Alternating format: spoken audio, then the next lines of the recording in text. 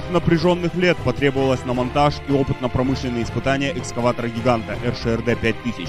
Главный механик объединения Серикбай Абжалиевич Шешембеков участвовал во всех этапах внедрения этого экскаватора. Был председателем рабочей комиссии от производственного объединения «Экибастуз-Уголь» и членом междуведомственной комиссии по приемке экскаватора в эксплуатацию.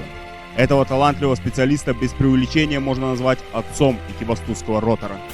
Говорить о том, интересно ли работать с новой техникой, то, конечно, надо прямо сказать, что работать с новой техникой интересно, но и трудно. Было очень много вопросов, чисто психологических даже. Мы к таким параметрам экскаваторов здесь, на нашем месторождении, не привыкли. Хотя здесь, в общем-то, у нас сосредоточены все крупные машины. Вот в Союзе какие есть крупные машины для горных разработок, они все здесь. Вот мала, будем говорить, теперь до велика. Мы тут являемся полигоном.